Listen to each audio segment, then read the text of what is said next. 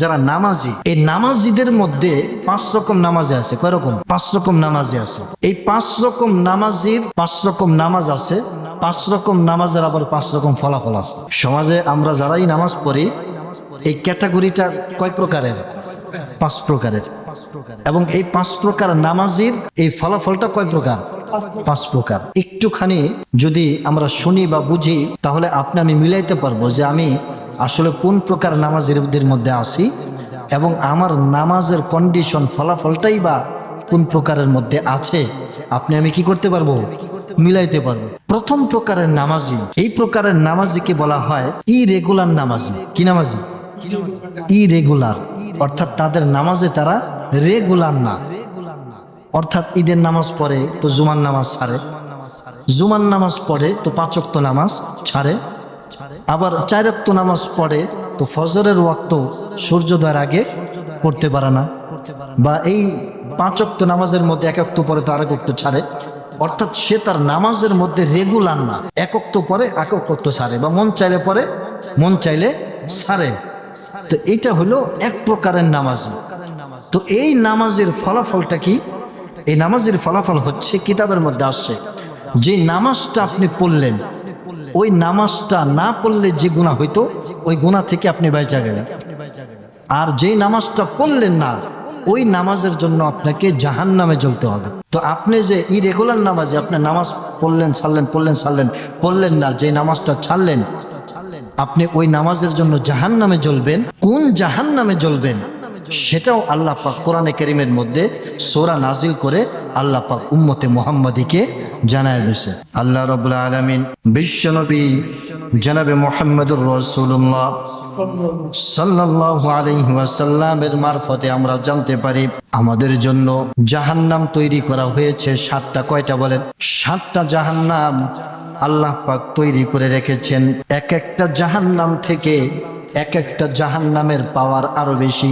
আল্লাহ রাব্বুল আলামিন সর্বপ্রথম যে জাহান্নামটা আল্লাহ পাক তৈরি করলেন, জাহান্নামটা তৈরি করে তার একটা নাম রাখলেন, সে নামটা হচ্ছে জাহিম। 1 নম্বর জাহান্নামের নাম আল্লাহ পাক দিলেন জাহিম। আল্লাহ পাক কোরআনে কারীমের মধ্যে বলেন, ওয়ালা তুসআলু আন আসহাবিল জাহিম। 1 নম্বরে আল্লাহ পাক একটা জাহান্নামকে তৈরি করলেন, সেই জাহান্নামের নাম রাখলেন কি? জাহিম। জাহিম রাখলেন। এরপরে আল্লাহ পাক এই জাহিম নামক জাহান্নাম থেকেও আরো মারাত্মক, অর্থাৎ এর চাইতেও আরো ডবল আগুনের তাপ, আরো মারাত্মক ধরনের 2য় নম্বরে আরো একটা জাহান্নাম তৈরি করলেন, সেই জাহান্নামের নাম রাখলেন সাকর। মুখস্থ করে যান, সেই জাহান্নামের নাম কি? সাকর।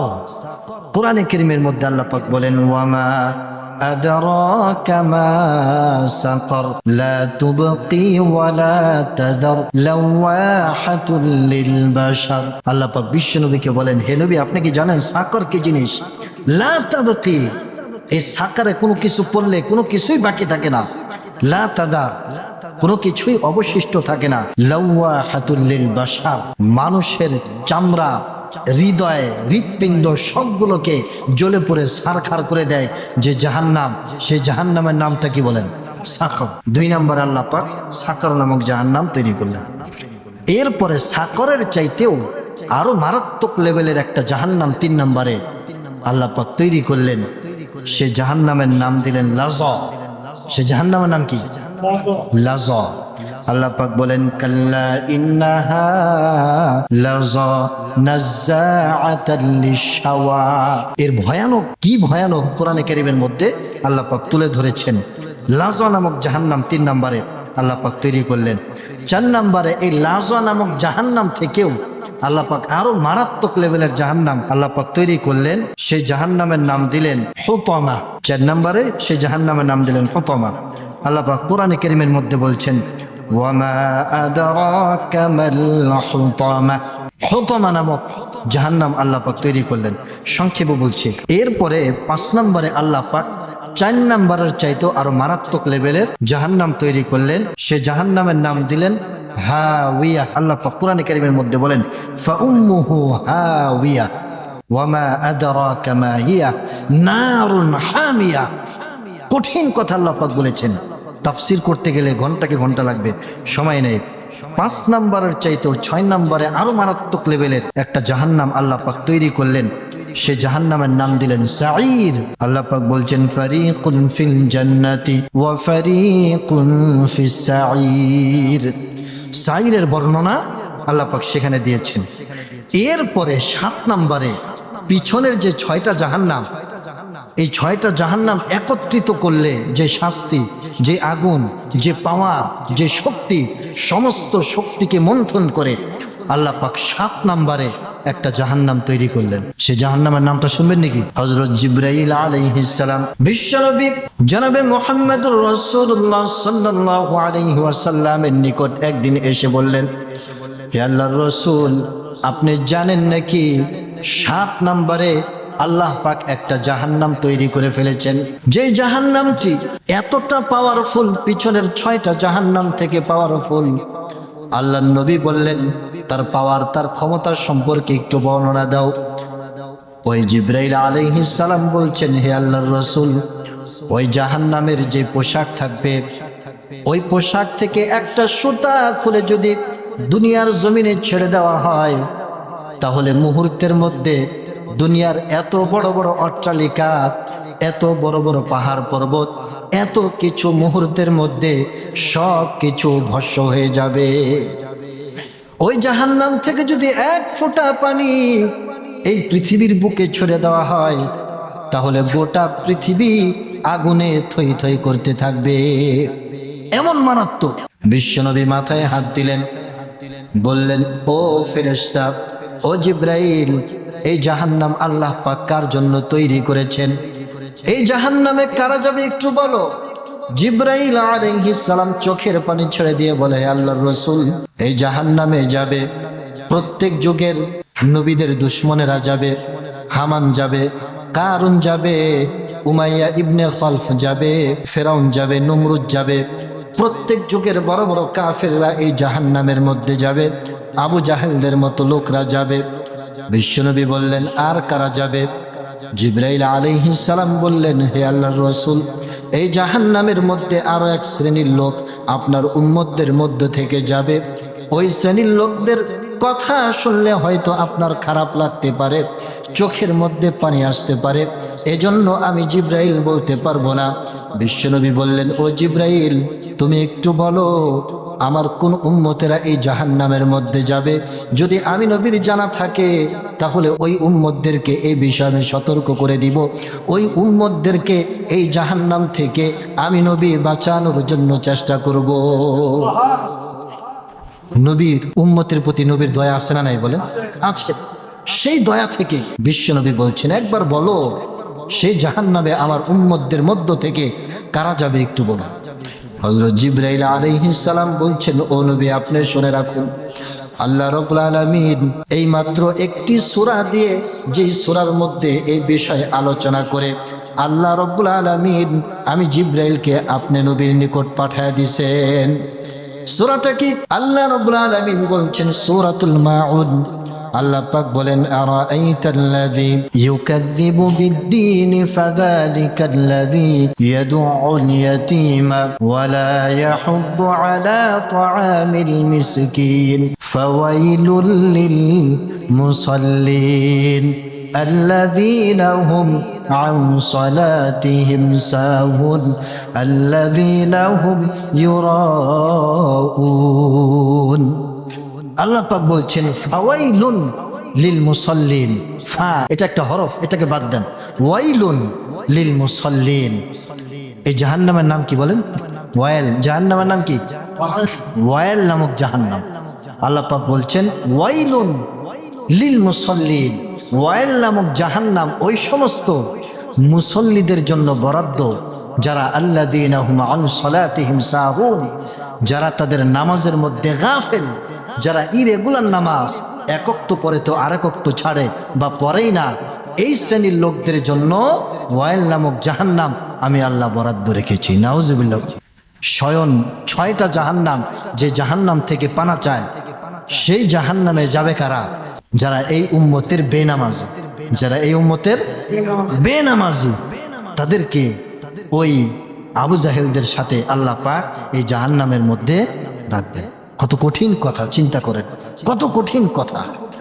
অথচ আমরা ঠুনকো ঠুনকো কারণে আমরা নামাজকে কি করি, ছেড়ে দিই। আবার কোনো কারণ নাই, জিজ্ঞাসা করি ভাই নামাজ পড়বেন না, হুজুর প্যান্টটা একটু না পা, প্যান্টটা কিনা পবিত্র না, কত রকম যে যুক্তির কি নাই, শেষ নাই। এই জন্য কবি বলেন গারাহাবা খালকে বাসি জুমলা রাজ, গারাহাবা খালকে বাসি জুমলা রাজ, বা খুদা তসখির হিলা কাইরাওয়াজ।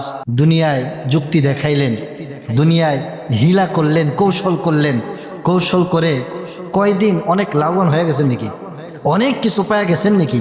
একদিন তো কবরে চলে যেতে হবে। আপনার চাইতে বড় হিলাবাজ কে বলেন? আল্লাহ। কে?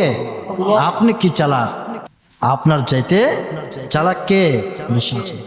এই জন্য আপনি এদিক সেদিক হিলাবাজি করে নামাজগুলোকে ছেড়ে দিচ্ছেন, অথচ চালাক একজন বসে আছে, হিসাব তার কাছে দিতে হবে।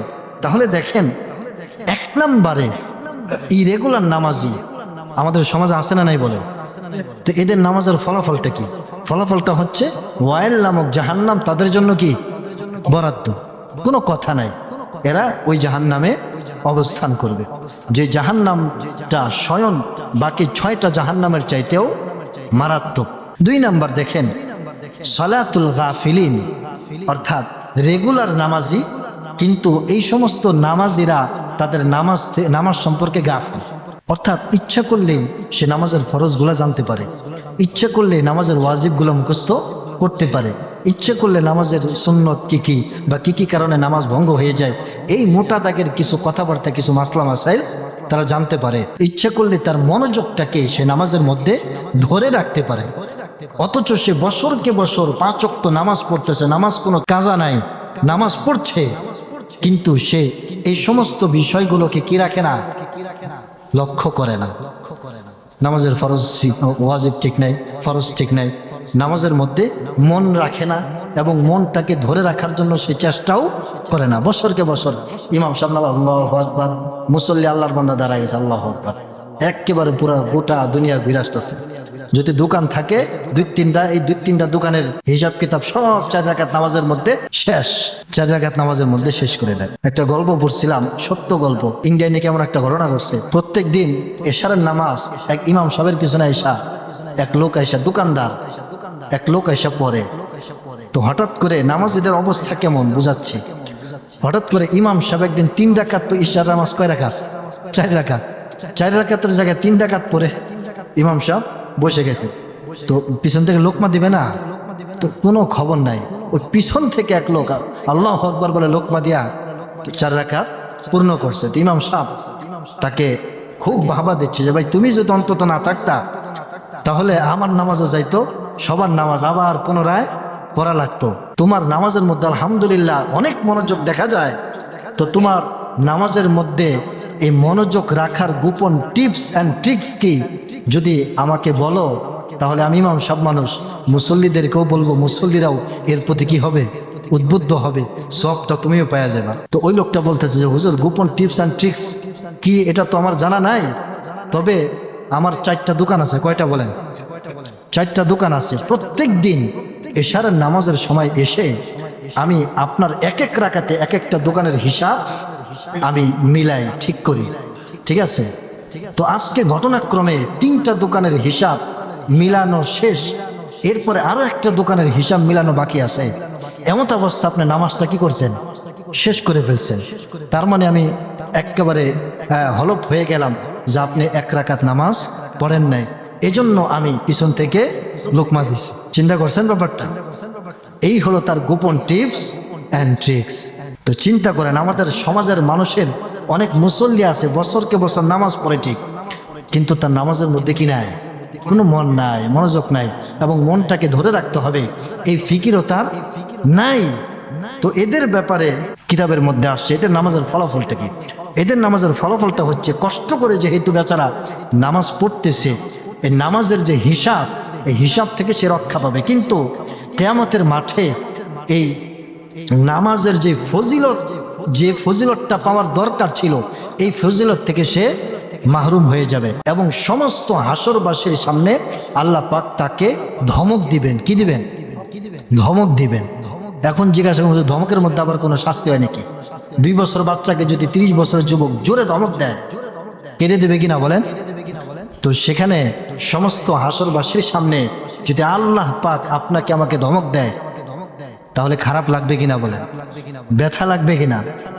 তো এই জন্য আপনি যদি নামাজের মধ্যে মনোযোগ ধরে না রাখেন এবং ওয়াজিব টজিব কোনো কিছু লক্ষ্য না রাখেন, কিন্তু নামাজ পড়লেন, কিয়ামতের মাঠে আপনার নামাজের ফলাফল হচ্ছে আল্লাহ পাকের ধমকের সম্মুখীন আপনার হতে হবে।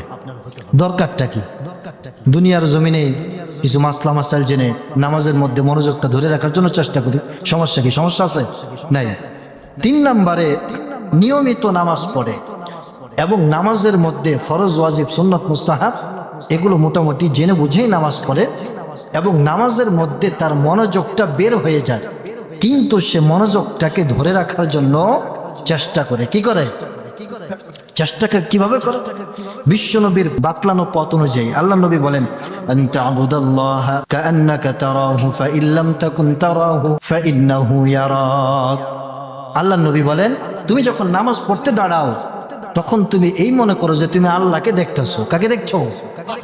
আল্লাহকে দেখ। বিশ্বনবী বলেন, প্রাথমিক পর্যায়ে এই স্তরে পৌঁছা একটা বান্দার জন্য অনেক কঠিন হতে পারে। এজন্য আল্লাহ নবী বললেন যে প্রাথমিক পর্যায়ে তুমি এই পর্যায়ে পৌঁছাইতে পারবে না, এজন্য তুমি এইটা মনে করো যে আল্লাহ আমাকে দেখতেছে। কে দেখতেছে? আল্লাহ আমাকে দেখতেছে। এজন্য তৃতীয় প্রকারের নামাজি তার নামাজ থেকে যখন মনটা ছুটে যায় তখন সে এই মনে করে যে আল্লাহ তোমাকে দেখতেছে, আল্লাহ তোমাকে দেখতেছে, এই মনে করে আবার তার মনোযোগটাকে নামাজের মধ্যে নিয়ে আসে। তো এভাবে এতটুকুন কষ্ট করার কারণে কিতাবের মধ্যে আসছে এই নামাজের দ্বারা দুনিয়াতে আল্লাহ পাক তার গুনাহ খাতাগুলো মাফ করাইয়া এরপরে আল্লাহ পাক তাকে কবরে নেবেন। সুবহানাল্লাহ। এই নামাজের দ্বারা তার কি হবে? গুনাহ খাতাগুলো মাফ হবে। এরপরে চতুর্থ প্রকারের নামাজ। তৃতীয় প্রকারের নামাজি মনটা বাহিরে যায় আবার নিয়ে আসে, বাহিরে যায় নিয়ে আসে, এরকম করতে করতে 4 নম্বর স্তরে পৌঁছায় গেছে। এখন সে এমন একটা স্তরে পৌঁছায় গেছে, নামাজের মোটামুটি মাসলা মাসাইল জেনে বুঝে সে নামাজ পড়ে, এখন তার মনটা বাহিরে যায় না। মনটা কি বলেন? কারণ অভ্যাস হয়ে গেছে।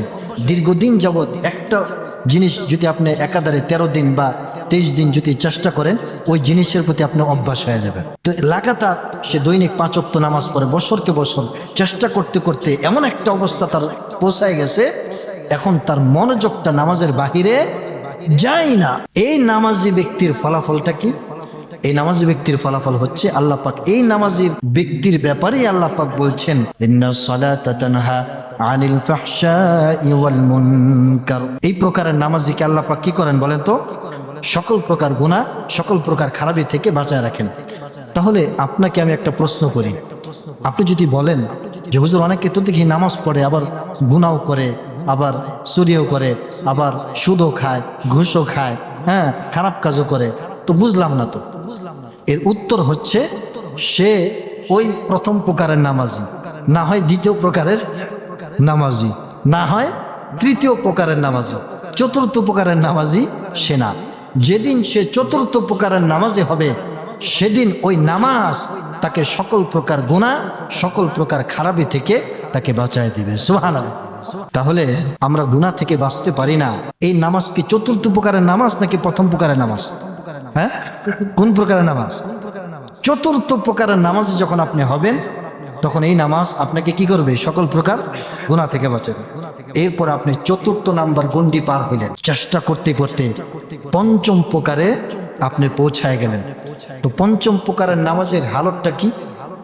কিতাবের মধ্যে আসছে, তাফসীরের কিতাবের মধ্যে আসছে, পঞ্চম প্রকারের নামাজি এমন একটা অবস্থার মধ্যে চলে যায়, সে যখন নামাজ পড়ে, কোরআন তেলাওয়াত করে, জান্নাতের মধ্যে আল্লাহ পাকের সাথে কথাবার্তা বললে, আল্লাহ পাক আমাকে সৃষ্টি করছে, যে আল্লাহ পাক আপনাকে আমাকে সৃষ্টি করছেন, সে আল্লাহ পাককে কি দেখতে মন চায় না বলেন? তার সাথে কথা বলতে মন চায় না? তো আল্লাহর সাথে বান্দা যে কথা বলবে, এই কথার মধ্যে এমন মজা, এমন মজা, আল্লাহ পাকের দর্শনের মধ্যে এমন মজা পাবে, দুনিয়া এবং জান্নাত কোথাও এমন মজা আল্লাহ পাক রাখেন নাই। অর্থাৎ আল্লাহ পাকের দিদারের মধ্যে আল্লাহ পাক যে মজাটা বান্দাকে দিবেন রাখছেন, এই মজাটা বান্দা পৃথিবী এবং জান্নাত কোথাও পাবে না। তো আল্লাহ পাকের সাথে কথা বললে একটা মজা আছে, এটা সে জান্নাতে পাবে। কিন্তু এই পঞ্চম প্রকারের নামাজি তাকে আল্লাহ পাক দুনিয়াতে থাকা অবস্থায় এই মজাটা আল্লাহ পাক দিয়ে দিবেন। সুবহানাল্লাহ। সে নামাজ পড়বে, কোরআন তেলাওয়াত করবে, আর আল্লাহর সাথে কথা বলতে যে মজা, সে মজাটা সে নামাজের মধ্যে পাইতে থাকবে। সাহাবা ইকরামদের ঘটনা শোনেন নাই? নামাজ পড়ছিল, পিছন থেকে আলী রাদিয়াল্লাহু তাআলা আনহুকে তীর মারছে। আলী রাদিয়াল্লাহু তাআলা আনহু নামাজ শেষ করে দেখে যে তীর পায়ের মধ্যে, এরপরে অপারেশন করবে। আলী রাদিয়াল্লাহু তাআলা বলছেন যে আমি নামাজে দাঁড়াই, কারণ নামাজে দাঁড়ালে কোথা থেকে কি হয় আমি জানি না। তো নামাজে দাঁড়ায় গেলেন, এরপরে তীর খুললো, তারপরে ব্যান্ডেজ করলো। অনেকক্ষণ পরে আলী রাদিয়াল্লাহু তাআলা আনহু নামাজ শেষ করে জিজ্ঞাসা করলেন, কি তোমরা কি তীর খুলবা না নাকি? বলে তীর তো আরো ঘন্টাখানেক আগে আমরা খুলে লেছি। তার মানে কি, তারা নামাজের মধ্যে এতটা মজা পাইতেন কোরআন তেলাওয়াত করে, মানে আল্লাহর সাথে কথা বলতেছে। পৃথিবীর কোনো কি নাই বলেন? হুশ নাই। তো এই উদাহরণ আমাদের সামনে তো আসে, এটা তো মিছা কথা না, মিছা কথা না।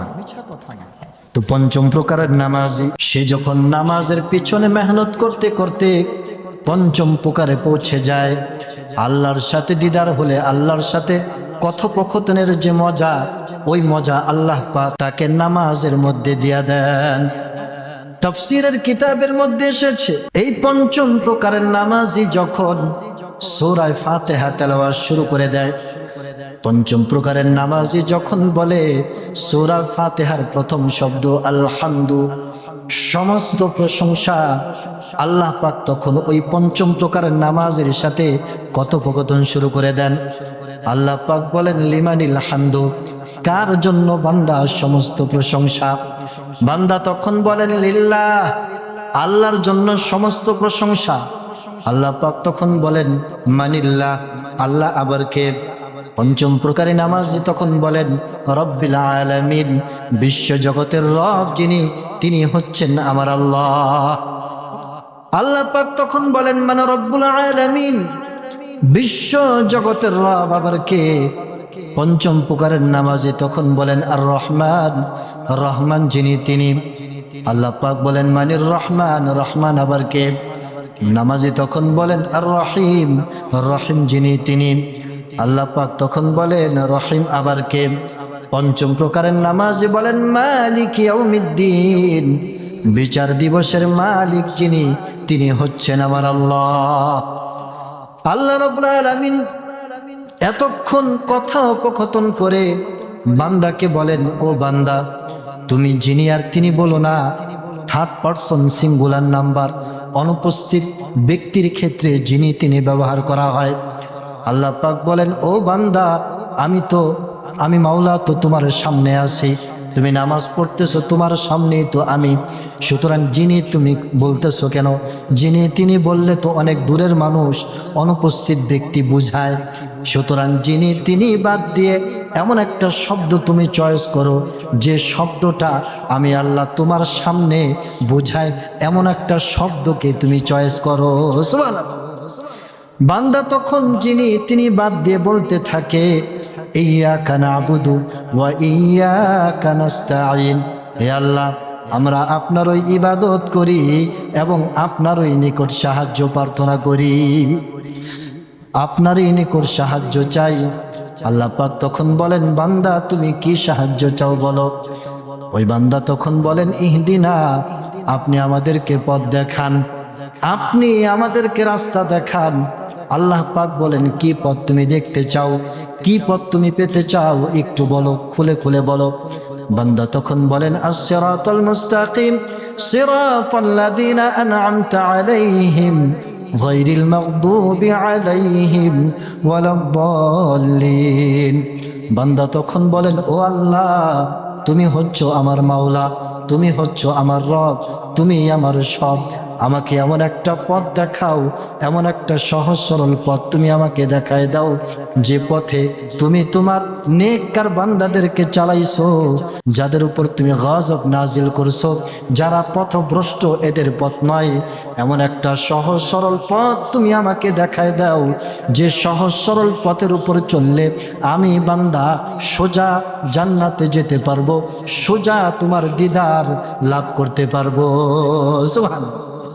আল্লাহ পাক তখন বলতে থাকেন, লাকা মা সাআলতা ইয়া আবদি, ও আমার বান্দা, এতক্ষণ নামাজের মধ্যে তুমি বান্দা আমি আল্লাহর নিকট যা কিছু চাইলা, আমি আল্লাহ তোমাকে সব কিছু দিয়া দিলাম। সুবহানাল্লাহ। এভাবে পঞ্চম প্রকারের নামাজি, সে নামাজ পড়তে থাকে, কোরআন তেলাওয়াত করতে থাকে, আর আল্লাহর সাথে কথোপকথনের মজা পেতে থাকে। সম্মানিত হাজির, তো আপনার আমার 20 বছর হয়েছে, 30 বছর, 40 বছর, 50 বছর, 70 বছর হয়েছে, আমরা সেই প্রথম প্রকার, দ্বিতীয় প্রকার, তৃতীয় প্রকার নামাজের মধ্যে আমরা আটকে আছি। ঠিক কিনা বলেন? কবে আমরা চতুর্থ প্রকারের নামাজে হব? কবে আমরা পঞ্চম প্রকারের নামাজে হয়ে আল্লাহর সাথে কথোপকথনের স্বাদ আমরা অনুভব করব? এজন্য সম্মানিত হাজিরিন, আমরা প্রত্যেকেই অন্তত চেষ্টা করব যে প্রথম 2 প্রকার নামাজি আল্লাহ পাক যেন আমাদেরকে না বানায়। তৃতীয় প্রকার নামাজেও যত হইতে পারি, এই নামাজের মাধ্যমে আল্লাহ পাক আমাদের গুনাহ খাতাগুলো কি করবেন? মাফ করবেন। এরপরে চতুর্থ প্রকারের নামাজে হইতে পারলে তো আলহামদুলিল্লাহ, আর পঞ্চম প্রকারের নামাজে হইতে পারলে তো আপনি দুনিয়াতে থাকা অবস্থায় সে আল্লাহ পাকের দিদার আপনি পেয়ে গেলেন।